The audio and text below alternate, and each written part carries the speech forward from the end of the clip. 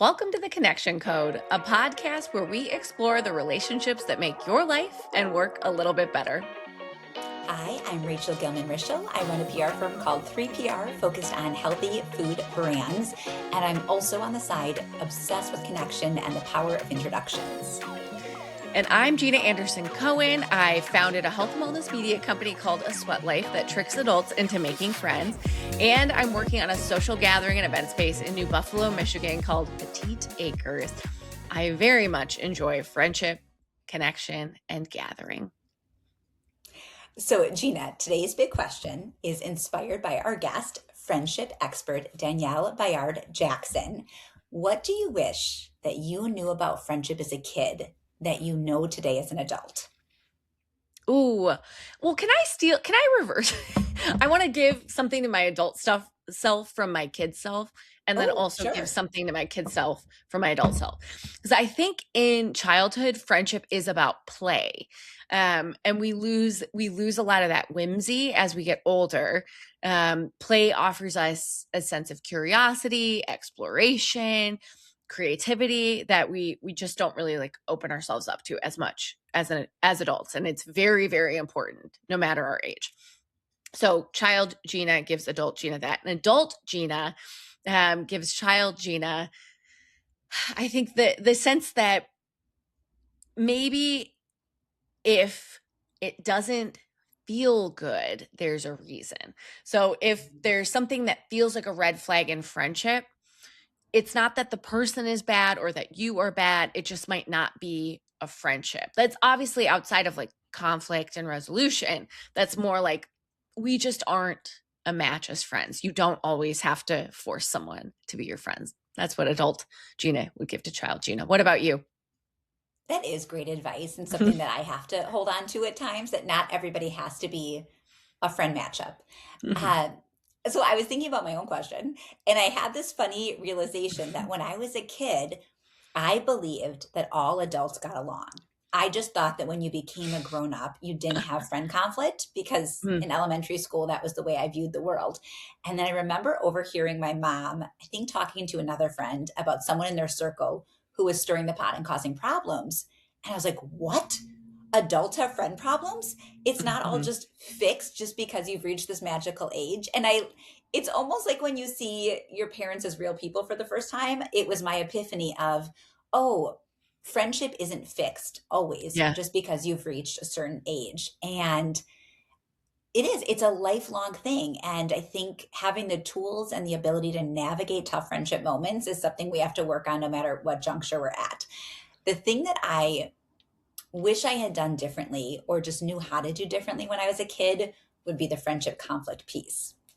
I was always terrified, probably until college, of somebody being mad at me.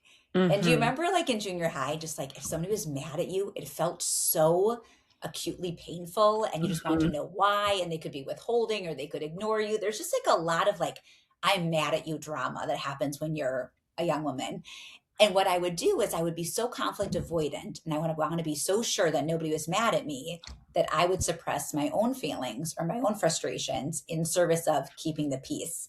And ultimately, that's not a great strategy. And all it does is ensure you're making other people feel good at your expense. So, trying to understand now that you can have, as Danielle will talk about in this fabulous interview, positive conflict that brings you closer, as opposed to pretending things are okay when they're not. You know what's crazy is I have like very salient memories from middle school, high school of either witnessing one girl ask another, "Are you mad at me?" or being the one that had that feeling of like, "Ooh, are they mad at me?" and then having to like gather the courage to ask the question. And the funny thing is, the answer was always loaded too. Yeah. You didn't always get a straight like, yes, I am mad at you. Sometimes it was, I'm fine, um, or I'm fine no, with no. subtext. Yeah, exactly. Like if you heard it, no, they are mad at you, and it's your job to solve the puzzle. So, I know. And I'm seeing it with the twins in sixth grade. There mhm. is a lot of so and so's mad at Yeah. somebody, or I'm feeling mad at this person. Do I tell them? And it's Hmm. bringing up all these old things. And I I want to impart tools, but I also feel that they're not necessarily looking for mom to tell them how to do it. Yeah. I wonder who helps them through it, because Danielle, our expert guest in female friendship today, she actually started doing a lot of her work in female friendship in the education system when girls in conflict would come to her and she'd work through it. So I feel like maybe the twins should read Fighting for Our Friendships, because it is like a how-to guide, and then it doesn't have to come from mom. What do you think? You'll have to tell me if you think sixth graders could get through her text and totally understand it, but I feel like there's a ripe opportunity for like a middle school version of Danielle's Yeah. book Or a and friendship handbook or something. circles. Yeah. I think the Yes. audiobook they could absolutely hang, or middle school workbook. Danielle, when you listen, Yeah. will you If make a you could workbook for just middle schoolers? We're so excited. We're so excited. But today, we've mentioned it a couple times. We are so lucky. Rachel and I fangirled our hearts out. Maybe I feel like I lost it a little more, but over having Danielle Bayard Jackson on the podcast today. She's a friendship expert, an author, and educator who specializes in helping women build and maintain meaningful friendships, which we all could use a little bit more of. She's a former high school teacher and academic department chair, and she transitioned into entrepreneurship from those roles to focus on the science and dynamics of female friendship. So she's the founder of Friend Forward, which is a platform dedicated to improving women's relational health, which also, as we'll talk about on the podcast, has a lot to do with your overall health. But she's also the owner of Tell Public Relations, an agency supported underrepresented leaders. And Danielle is also the host of the Friend Forward podcast. Oh, by the way, she's the author of Fighting for Our Friendships, the Science and Art of Conflict and Connection in Women's Relationships. Rachel, should we hear from Danielle? Let's bring her on. Danielle, welcome to the Connection Code. Thank you so much for having me. I'm so glad to be here. We are thrilled, and I mentioned this already, but I'm just going to say it again. I have been clocking you for 4 years. I discovered you on an episode of the Foster Sisters podcast where you shared your friendship wisdom, and it was so insightful and so specifically helpful that I saved it, then sent it to my friends, and then made a mental note that one day I really, really hope to have a conversation with you. So today's our day. Yeah, I'm so glad. And thank you for spreading the good news. I appreciate that. And it's really cool to see over the years how people have trusted me to come alongside them in their friendship stuff. So I don't take that for granted. Well, there's so much we're going to dive into, but I feel like to set the stage, I'm just wondering why friendship is so important to you on both a personal and professional level. Ooh, I think I'm drawn to it for the same reasons that many of us are. It feels good, but doing this work professionally and studying what the actual research has to say about, women's cooperation, communication, and conflict. When I learn things intellectually, it helps me to appreciate it even more, to see all of the benefits of it for our health and emotions and psychologically, and also to see how it develops us in other ways. I think leaning into friendship has made me braver. It's shown me things about myself. And so, and then it's the community we all need. So it feels good, but learning the research about it has helped me to appreciate it even more. I love that. We obviously we're obsessed with you, Danielle. We're this conversation is a long time coming for Rachel and me. And I'm so curious how your understanding of friendship has changed since you dove in, and if there are any experts that you're like watching and curating their research from. Yeah. So, I've learned so much. A few researchers that I love a lot, but Tanya Reynolds really leans into this space, and she looks at women's conflict and jealousy and some other aspects that I don't, speak to, but she's always given something good. Dr. Jamie Crims, who I believe is at USC right now, leading a whole social lab, walking people through and doing these studies. So she's in the trenches and reporting what she's seeing. And the partnership that I've developed with a lot of the researchers is nice, because many of them have told me, hey, we like to nerd out on this stuff and do these studies, but we do need people to come and amplify, to interpret, to draw practical applications so that the woman down the street can make use of something we just discovered. And so, I'm learning a lot always. And I am happy to see that there are people who actually research this stuff, because during a time when you hear so many people like, well, I mean, is it that serious? Like, how hard is it? Like, it's just friendship, and not realize how much there is underneath that has been really cool to be a part of. Well, that leads to a perfect big question because either I'm especially attuned to it through this podcast, or there is a deluge of stories about loneliness and friendship issues. So, what do you think that we are getting wrong about friendship? Oh, so many things, but Yes. the two that come up the most is that friendships just happen, and I believe that we are still trying to apply the same scripts that we were using at 20 when we're 40, 45, and we keep chalking it up to like it just should be natural. Like if two people like each other, it's not that complicated.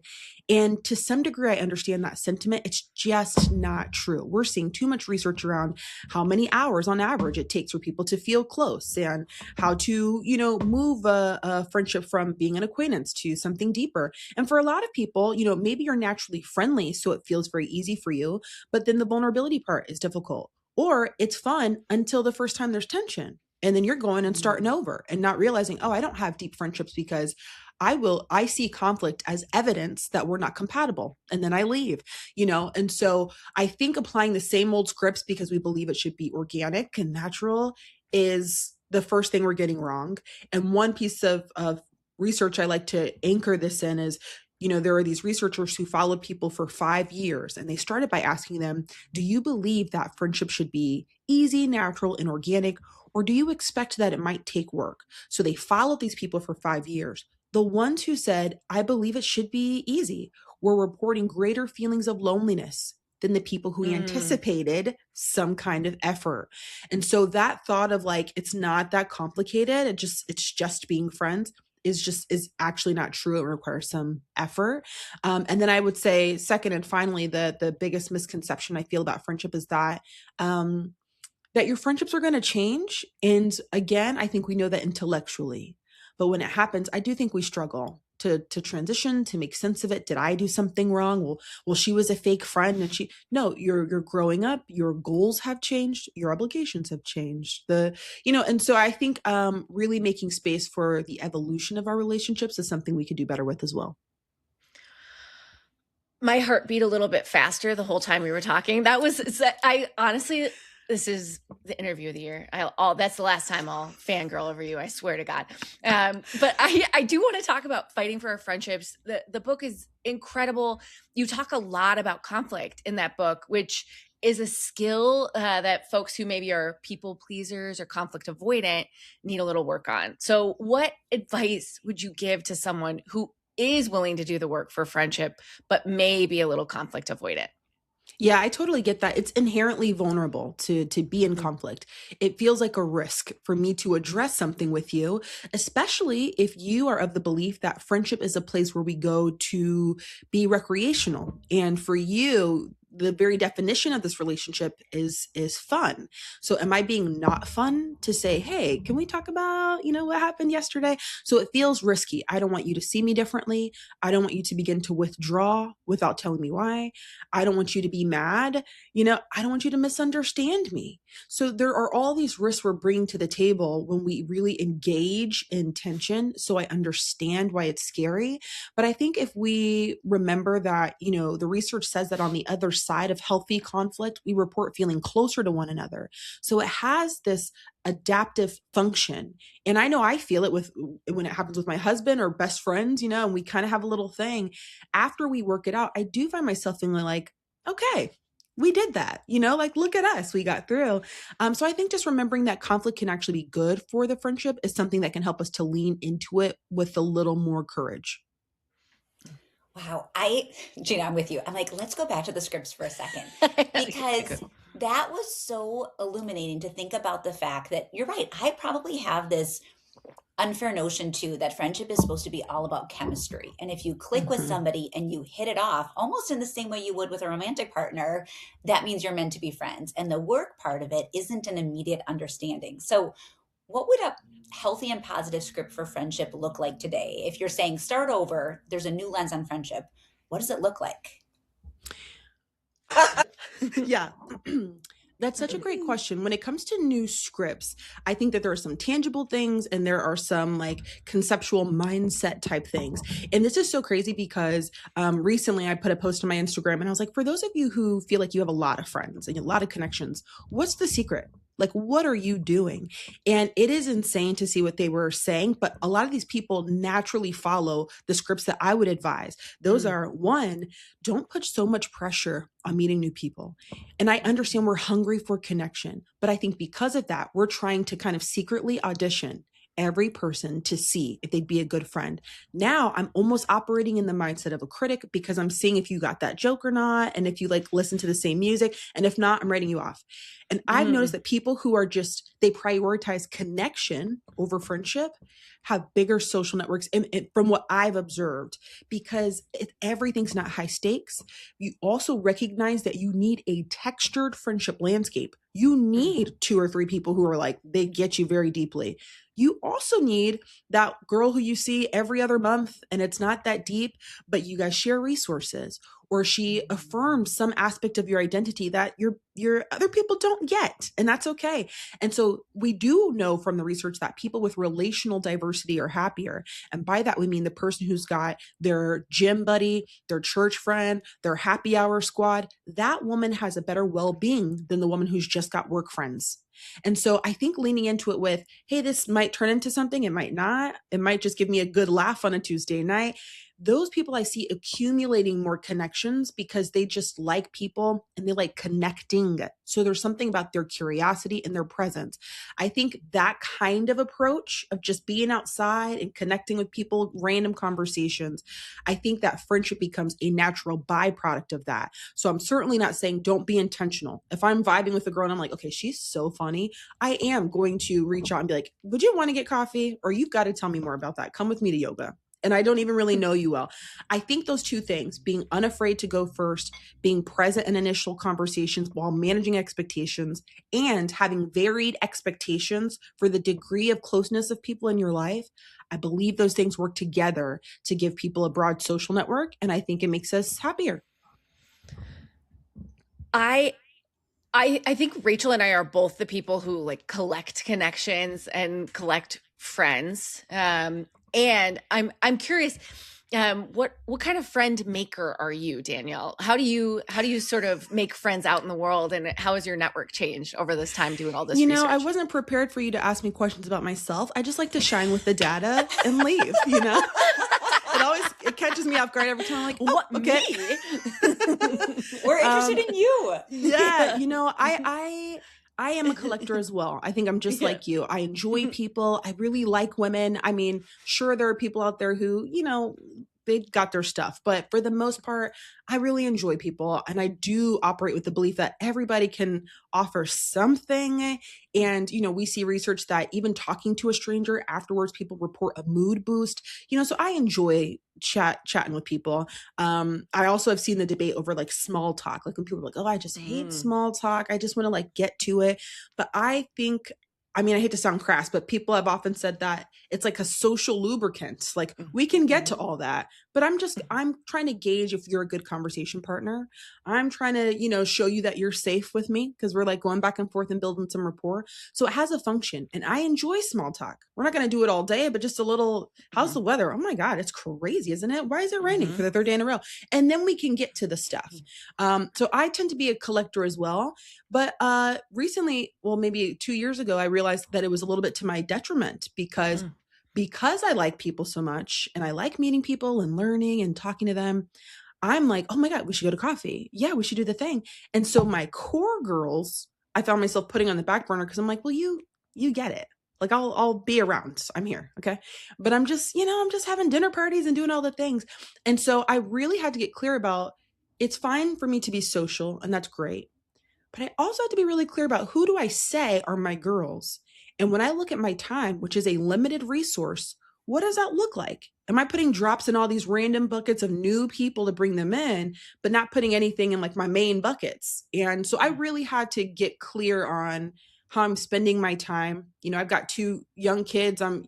So I've got other things going on. And I had to get really clear about who my girls are and how to strategically fold in the others. So that's something I'm working through, but I think I'm a collector as well. I identify with that very strongly. And it's interesting because I did this course recently, and part of it was getting anonymous feedback from people in your life, a 360.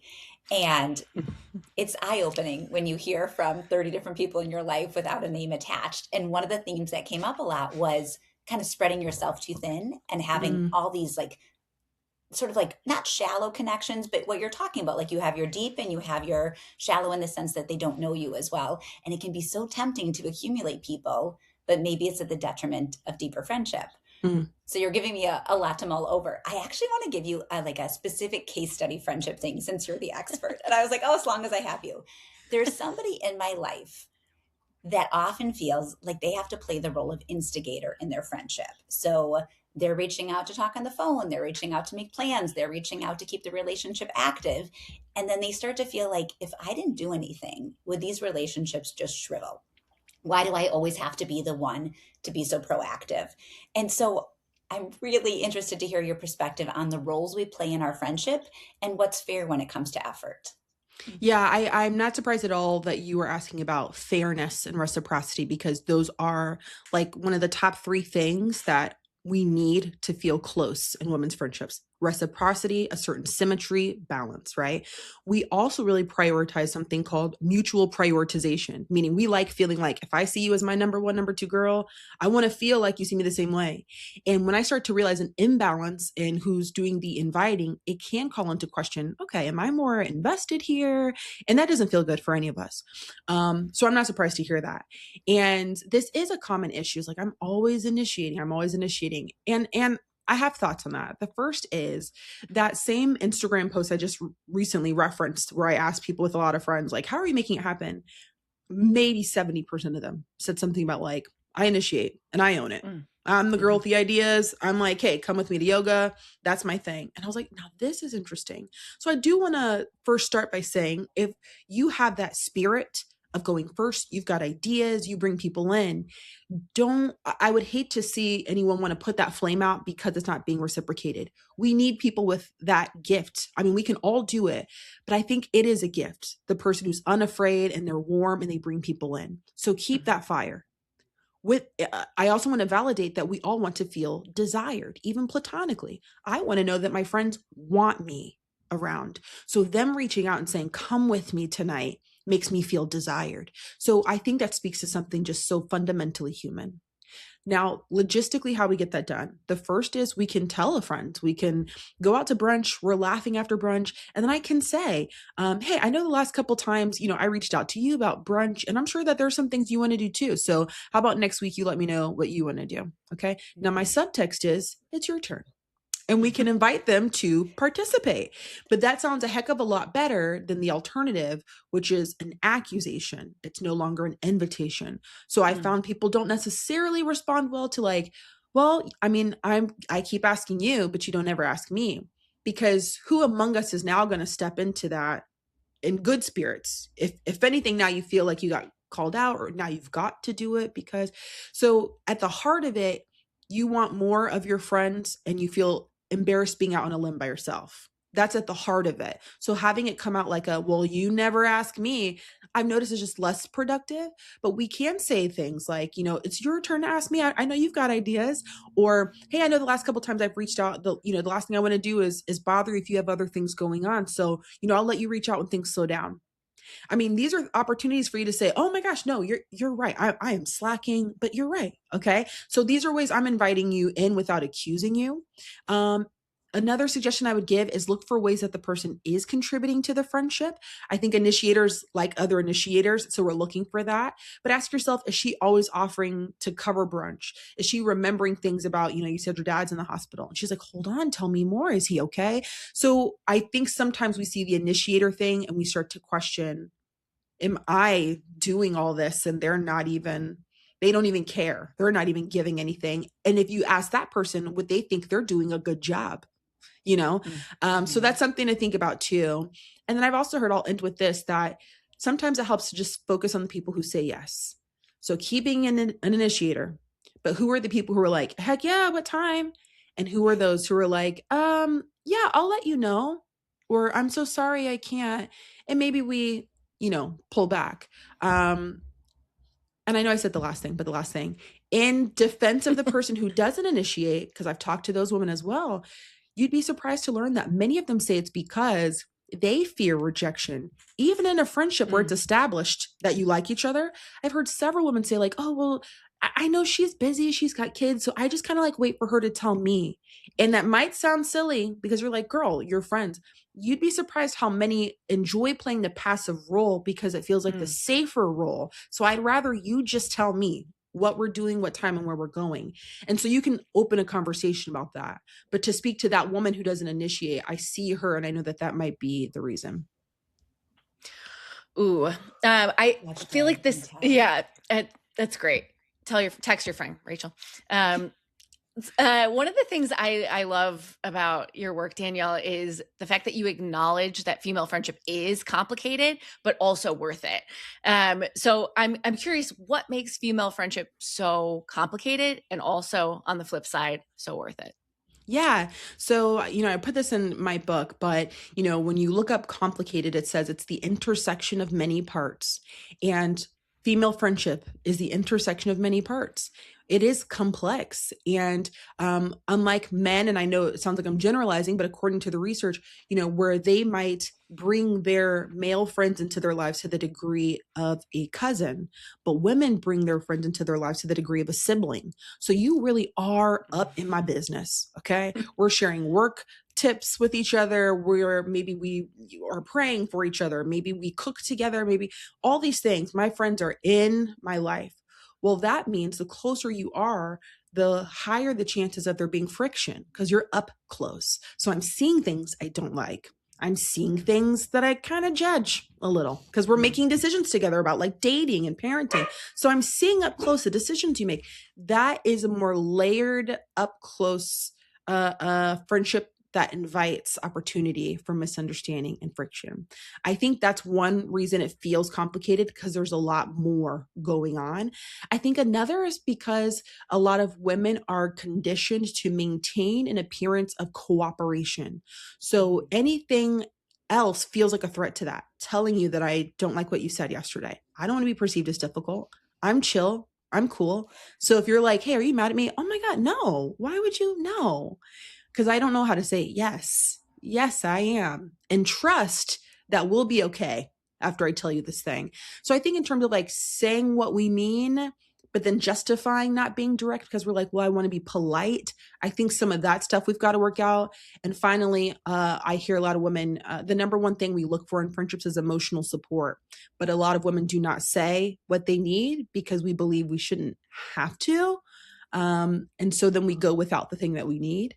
I think when you put all those things together, it can feel like there's a lot of unspoken rules, trying to be polite, you're up in my business. And I think that makes things complicated. But the reason it's worth it is for a myriad of reasons. You see that women who have close friends cut their risk of heart disease by 30%. And currently that's the number one cause of death for women. So you're saying like 30% to have close female friends? That's huge. We also see that, the number one preventer of depression is having someone to talk to. And many women report feeling more supported by other women when they're bringing them deeply emotional things. We see that women who have predominantly female circles advance more quickly in their careers and make more money. So we see a lot of different ways that having close women in your life is worth it. But I do understand from personal experience that that journey sometimes can feel a little rough. And I'll close with this. This is not my quote. I think I read it in the book, The Other Significant Others by Raina Cohen. But somebody said, I'd rather have the troubles that come with community than the troubles that come with being alone. And that helps to put things in perspective. Yes. This is a beautiful assessment of female friendship. I mean, you're basically saying it's life or death. So yeah, it is. It's like you don't have to call her back if you don't want to, but your life's on. How do you feel about heart disease? Yeah, pretty much. So, and Danielle, I know that female friendship is your domain, but if you could indulge me, I'm also a little curious about male friendship right now. only because I feel like between conversations with my dad and my husband, and I even caught up with a guy friend recently, it feels like male friendship is in flux a little bit. And that the gift of being a woman is we are very comfortable, for the most part, sharing our emotions and feeling like it's a safe space. People expect women to share feelings and have those feelings well received. But I'll use my husband as a guinea pig. He's like, I want great guy friendships, obviously. He's like, but I'm at a life stage where I'm not looking to do a lot of drinking. I'm not always wanting to go to a bar and watch sports. Like, I want to do activities. I want to have good conversations. Like, we're in the midlife years, but guys don't seem to have the same comfort going there. And so I just kind of Mhm. wonder if you have thoughts on how men can form or sustain more substantive, deep relationships in a way that doesn't feel incredibly awkward. Yeah, I appreciate what he said. And I think many men feel the same way. They don't know how to get it. They don't believe that they have the permission to pursue it. I'll tell you this. I recently read a new study, and they had men look at a list of different things you can do with a friend. And they had them rank those things according to what they felt were the most date like activities. Mm. And so they had things like going to the movies, going to a nice restaurant, going to see a concert as high date like things. So they didn't want to do those things because it felt date like. But Mhm. things like kayaking, hiking, they're like, okay, I'll do that.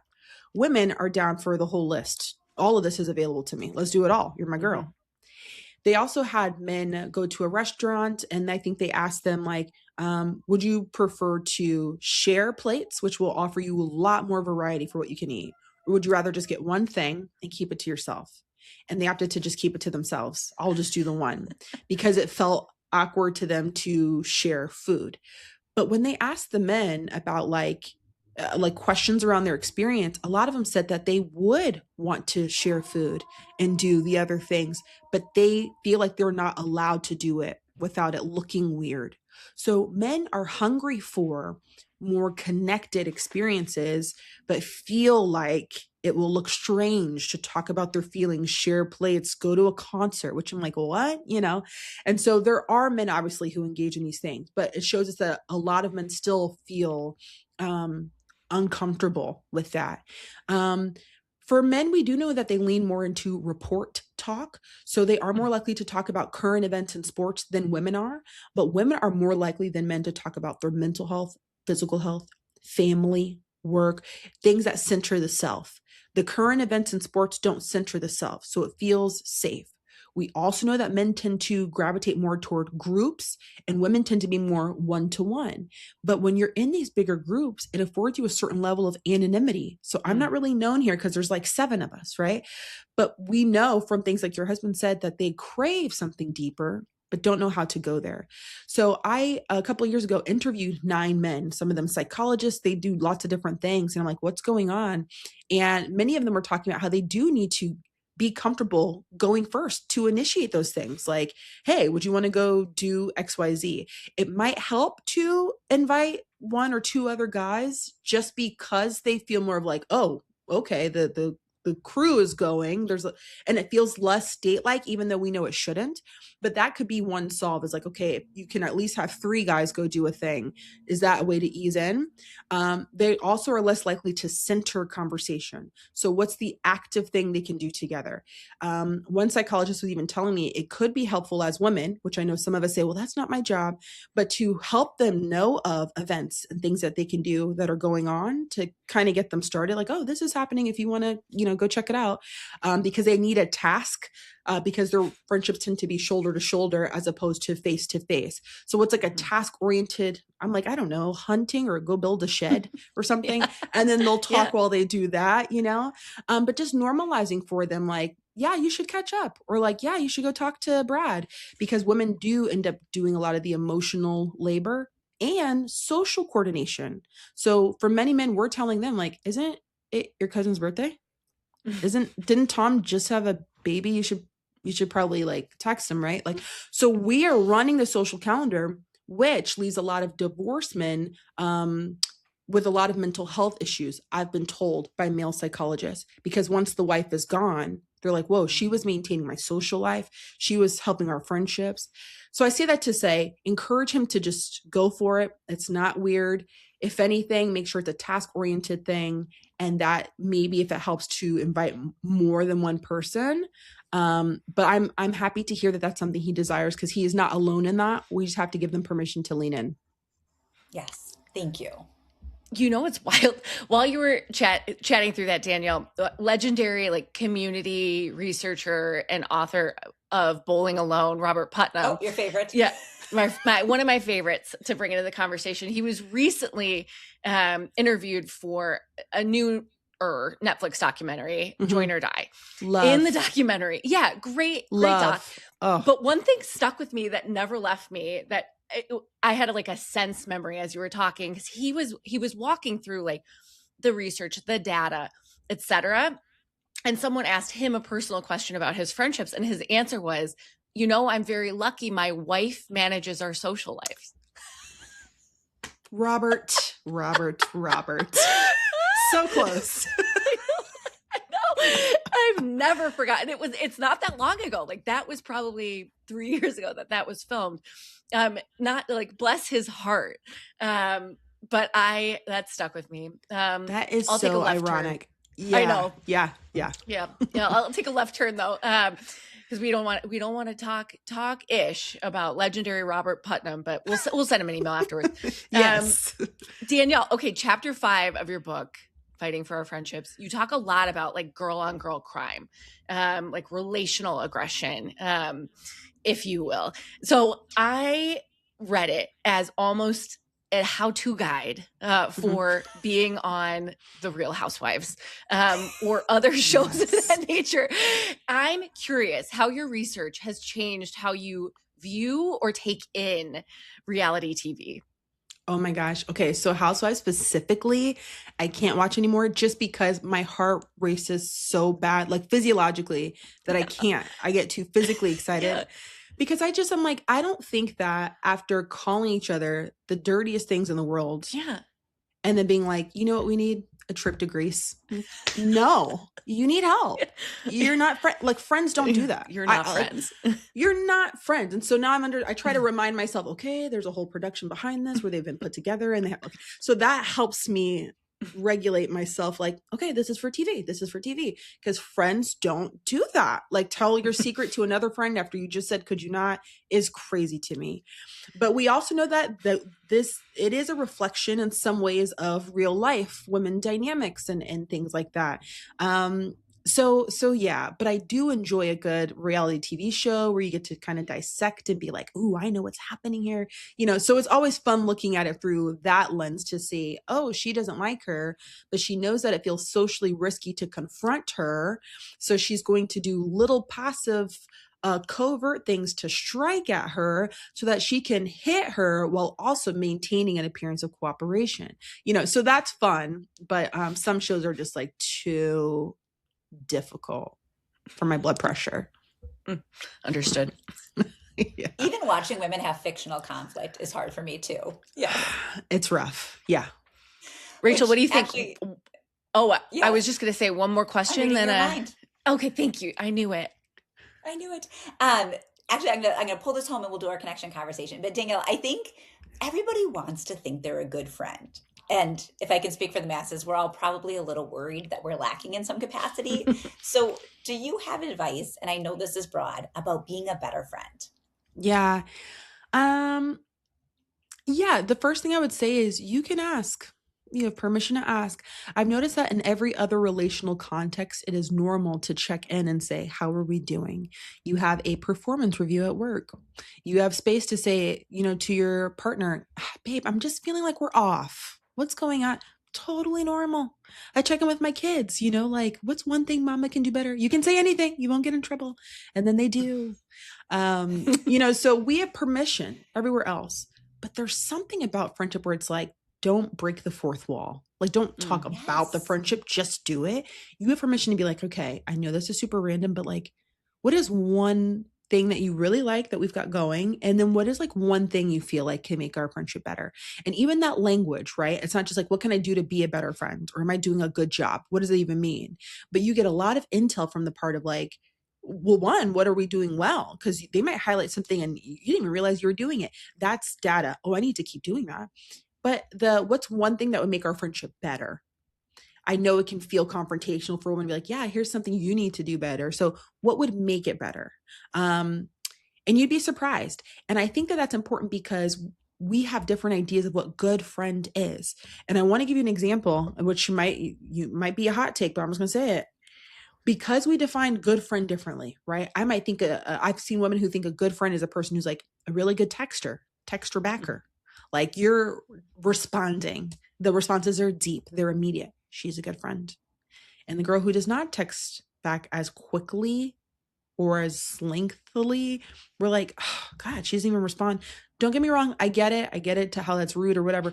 But I'm just saying that, okay, I'm a bad texter. Can you tell? I'm like, but I understand that woman, right? Like she's busy, right? You know, let's make space for her. But she'll text you back in 2 days. Yeah, she's living her life. She loves you. You know, so we have different ideas of what that looks like. And for those of us who are maybe a little more anxious, we need certain things to feel reassured. So if we're getting it from these two women, they're good friends, you know. So it's just such a broad thing. I think asking, or a relative thing.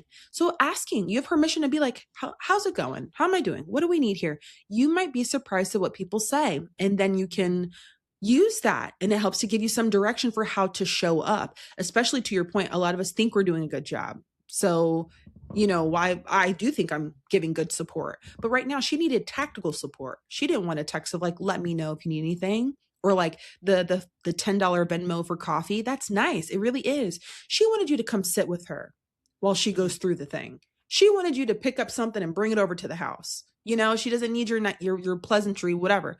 So, you know, we got to ask. It helps to keep us on course and recalibrate if we're getting it wrong. I'll close with this. I'm not advising people to do this because I know it's ridiculous. Okay. But this is my second time this year of sending a Google form. Okay. To my friends. And I texted them before and I said, I know this is ridiculous. Just humor me. Okay. And I had questions about their availability. When can you meet up? Because for me, that reduces the amount of time we're hanging out because the mental labor to coordinate schedules. I can't do it. Saturday mornings, I'm locking it in. I'm only bringing Saturday morning stuff. It asks the same things I said here. What's something you really like? What are more hangouts you want to do? I just send it to everybody. And I text them before. I know this is ridiculous. Just do it. But that question of what's something I can do better to improve this? Do you know that almost every single person said you can text back? Every single person. Now, I think I'm a pretty good friend. I'm like, oh, come on. I'm attentive. I remember things. But here's my thing, because I like to defend bad texters because I get it. But here's the thing. If everybody in my life is saying it's causing relational strain, I think I have a duty to figure something out. Mm-hmm. I don't think I need to become a big old texter.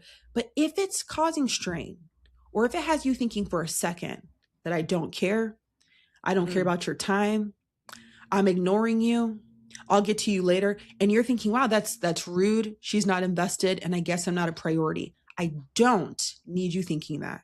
So I have something I got to figure out because it's making you think things that I don't feel, but I have to acknowledge the consequences of the thing.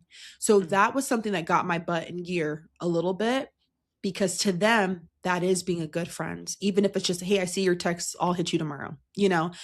So that's my point of, it's just varied from person to person, but you have permission to ask the same way you would in any other relational context. I love that. What did you do though? Did you become a texter? How are we solving this? Yeah. Don't make this about Danielle.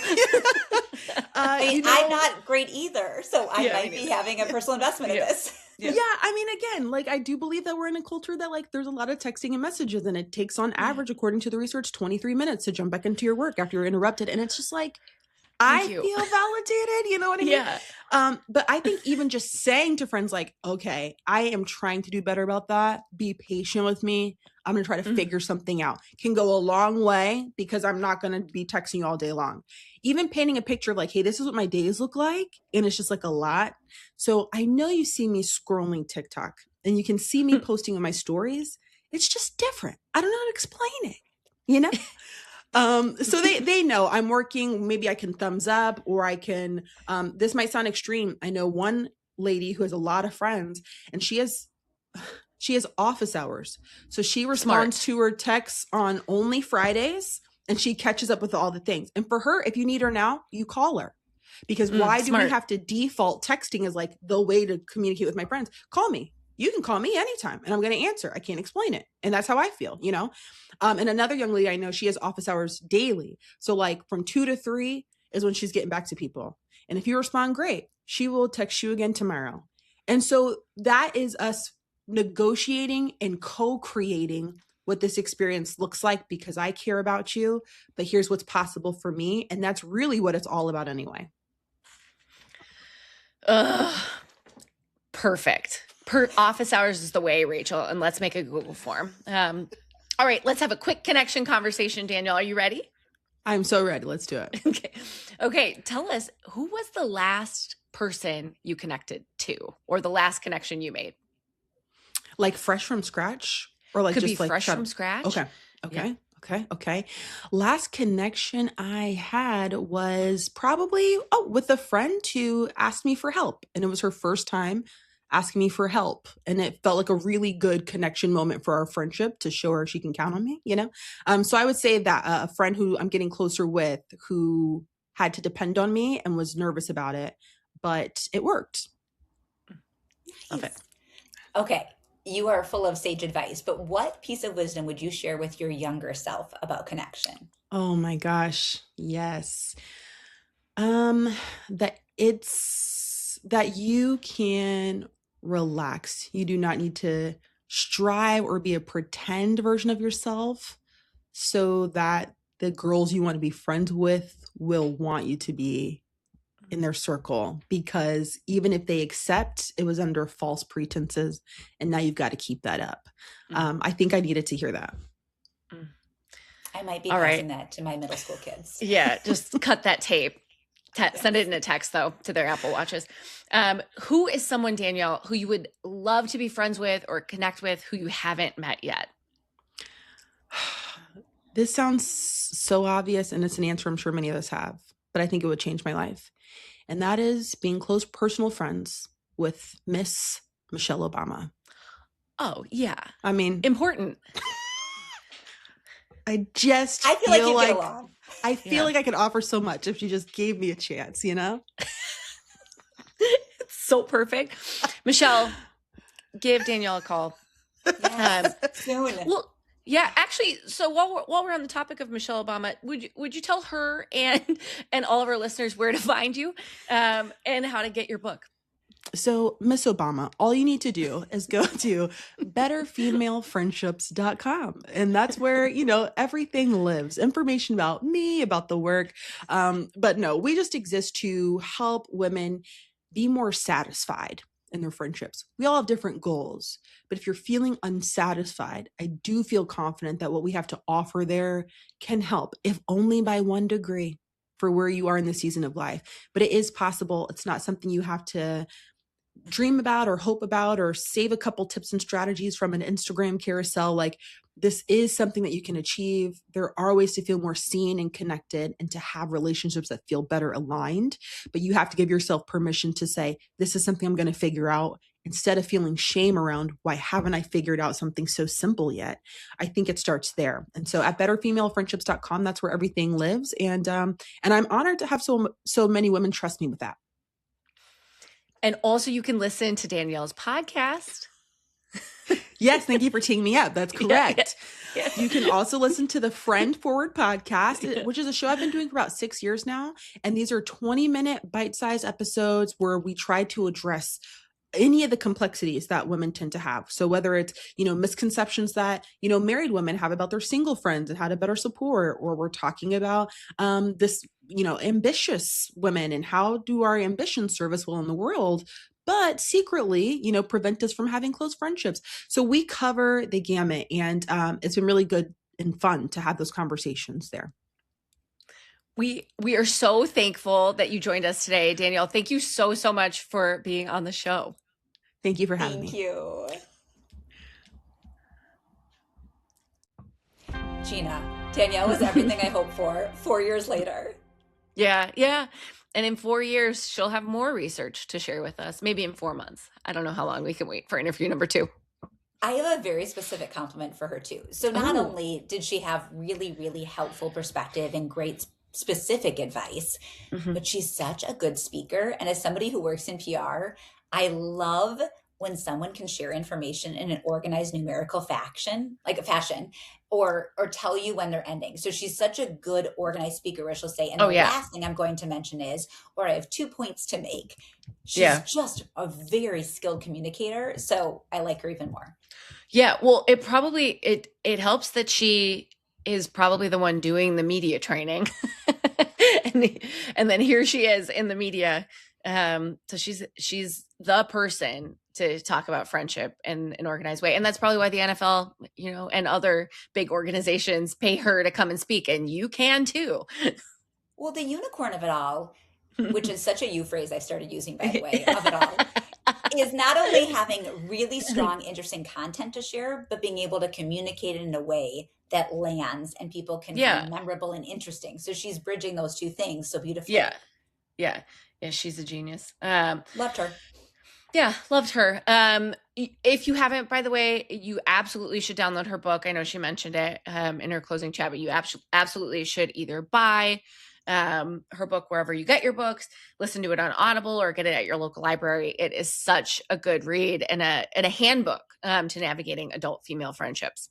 Yes. And I was listening to her podcast this morning, actually the episode about ambitious women and how that affects their friendship.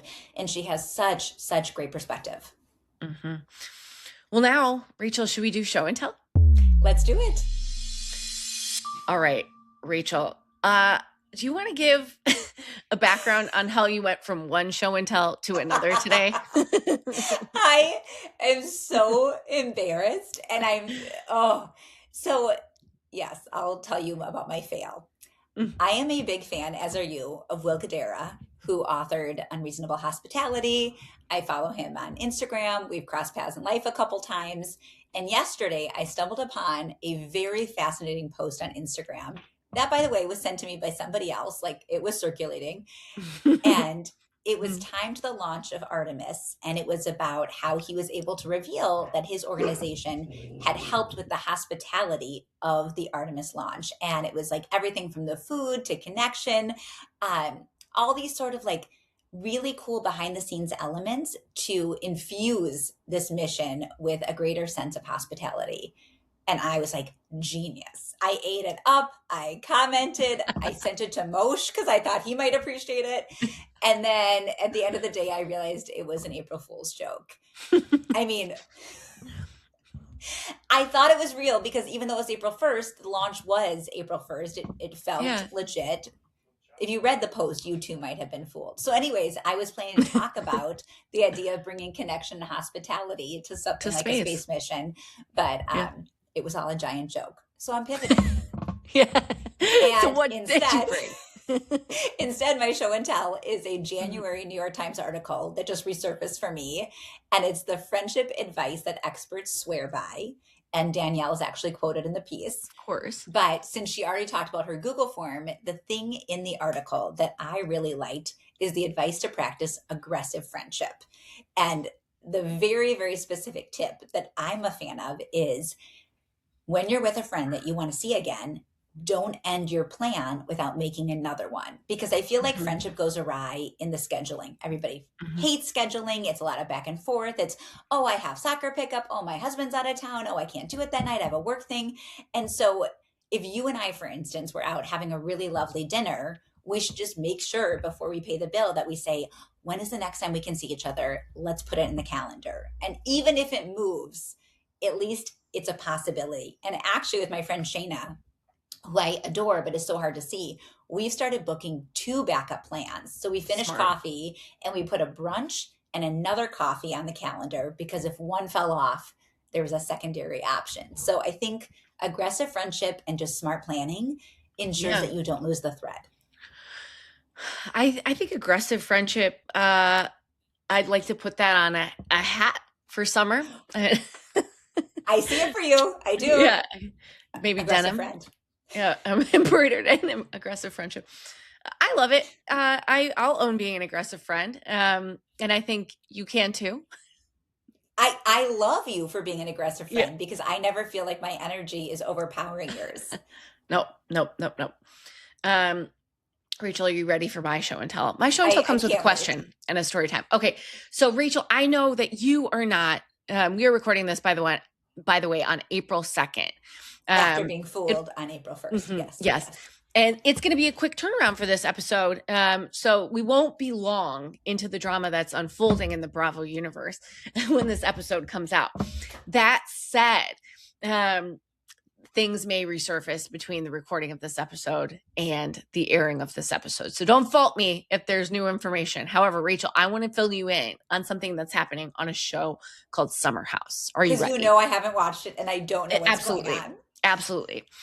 Okay, so there is a cast of youngish characters ranging from their early to mid 20s to Kyle Cook, who's in his mid 40s.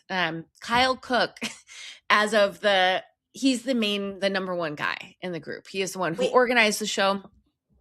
Why is he in his 40s living with a bunch of 20-year-olds? Great question, because he's been a part of the show since the beginning. So the surrounding, it is not a franchise. It is a one and only, but he was the one who started it 10 seasons ago. So he was 35 at this share house with these twins called the Workus twins, a gentleman called Carl Radke, and Lindsay Hubner was also a part of the cast, as well as like her boyfriend at the time.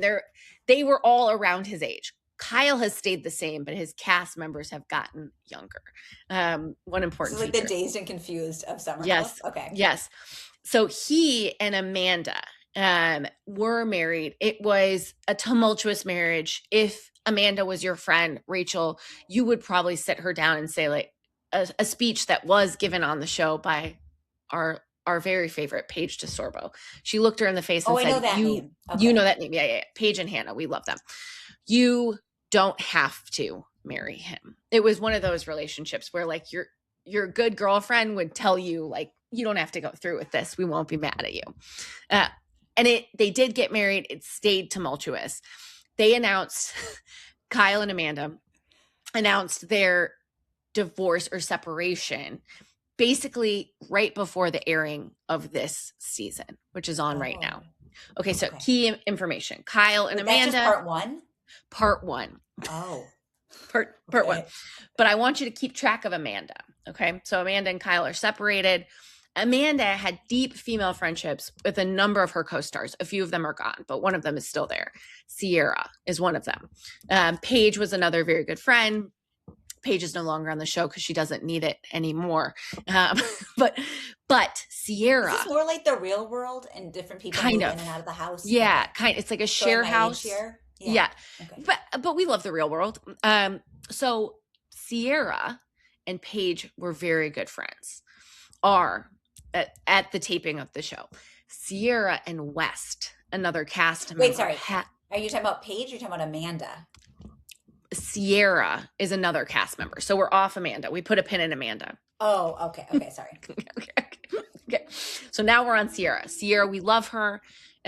She was on The Traitors, did great. She's so cute, so vulnerable. She's model, nurse, wonderful, host.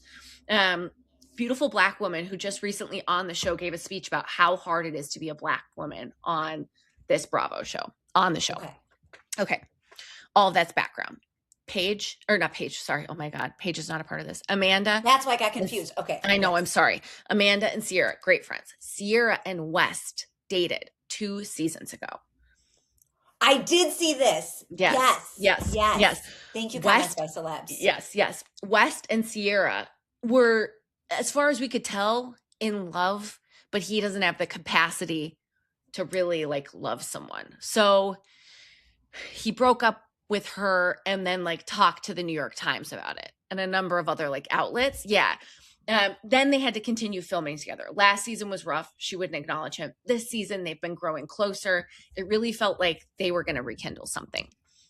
Cut to West and Amanda, it was revealed, have been engaging in a romantic relationship for the past couple of months, as far as we can tell on the timeline. I have 2 questions for you, Rachel. What is the statute of limitations on girl code? Okay, this was a lot of setup. So what we're getting to is, can you ever date a guy that your friend has dated before? Yep. That's the crux of this. Okay. Yeah, that's the crux of it. Yep. Okay. A lot of things to put in place here. I know. Oh. I'm not saying you can't ever date someone's ex, but it is, I think, the most highly specific situation. I think there is no set timeline. You have to think about, okay, let's use you and I as an example. Yeah. Say you dated a guy, we'll call him John, and you broke up with him and you moved on and you were so happy and John was left in the dust. Maybe John and I could have a relationship much later with your explicit permission. But if John broke up with you and you were heartbroken and then John entered my life, if I were to date him, our friendship would be over. Over. Yes. I think that's why you have to figure out so many aspects. Yeah. And if the friendship is most important, I think you have to work within those parameters and figure out, is your friend truly okay with it? Does she feel pressure to say she's okay with it? Can you guys stress test this moment? Yeah, it's messy, but I don't think there's one hard and fast rule. I wouldn't say it's never possible, and I wouldn't say it's always possible. Yeah. What do you think? I think there has to be a conversation. I think it's a betrayal if there's no conversation. I think that there are like two potential phases of the conversation. One could be like, I'm starting to have feelings. I want to talk to you about it before I act. That's the best case scenario. Yeah. But probably what happens in most like 20 something, early 30 something, maybe like post-divorce situations is, hey, whoopsie, something happened last night. I want you to know before it ever gets back to you. That's much more precarious because you're admitting a wrong, but it's way better than 2 months later or 3 months later, the secret coming out and having it be that you've kept something from them. So I think it's one of 3 scenarios. If like feelings get involved, you either acknowledge it before anything happens, you acknowledge it immediately if there was a drunk night out, whoopsie-doo, or you deal with the secret, which is a betrayal and a friendship ender later. Did you read the book Heart the Lover? No. Should I? It's a beautiful book, and there is a love triangle, but it's one woman and 2 men. Yeah. And I think they do a really beautiful job exploring what happens when relationships move between people. But I'm mentally playing reels of like everything from high school onwards because there's a lot of instances where, especially in high school and college, there's only so big of a pool. So people will date or hook up or whatnot. But yeah, I mean, friendships can absolutely be ruined over this. And especially when you're young and don't have the language or the tools or the sensitivity of how are my actions affecting somebody else? Yeah. Yeah. Either way, we don't all have to have an opinion about it on the internet. It seems there are a lot of opinions. There are a lot of opinions on this one. I will say it's not great to like cyberbully people because you have read a story on the internet, but I do think it's a good opportunity to have a discussion about how you should deal with it if you are encountering these sorts of feelings for a friend's ex. Okay. And without actually clearly being very disconnected from this, except for mention here and there. out of curiosity, is the public sentiment right now that Ciara's the victim, she has all the sympathy, and are Yes. people vilifying Amanda even Yes. more than this guy West? Correct. Yeah. Yes. Okay, Yeah. it's so stereotypical then. Like, yeah. he's bad too. Or I shouldn't say Yeah, he's he's bad. He's culpable. He culpable. also That's acted different. in this scenario. Yeah. Like Kyle Cook was interviewed about it. We know Kyle Cook, 45-year-old guy in a share house. And he expressed his concern for the way that people were like following. So West gained like 50,000 followers and Amanda is getting like bullied off the internet. So it's very stereotypical. So like examine your mindset when you see this stuff pop up. Like, it's always more complicated than we think. That doesn't mean that it's good, but we don't have to have an opinion or bully strangers on the internet. That's my feeling, but you can listen more to our episode about social media. And also the separation of the behavior from the person. Yes. You can have bad behavior and not be a bad person. Exactly. That's one thing I think parenting experts say, right? Yes, it's the difference between saying to somebody, you're a liar and you lied here. You have lied. Yeah. Exactly. Oh, that was a complex one, Gina. Thank you. I know. I feel like I needed visual aids. I'm so sorry I didn't bring any. I wouldn't have minded like a screenshot of all the different players, but thank you. Yeah, next time I'll send you a screenshot in advance. Well, this has been an episode of The Connection Code, a podcast about friends, connections, work, and everything in between. This is a production of two friends, Rachel Gelman-Rischel and me, Gina Anderson-Cohen. You can follow us all of the places you like to follow people, primarily actually LinkedIn and Instagram. Send us a note if you want to connect or chat about the show. We love hearing from you. Thanks so much to Danielle Bayard Jackson for being on the show today. And thanks to Ben Cleaver for editing this podcast. Thank you. Bye-bye. Bye.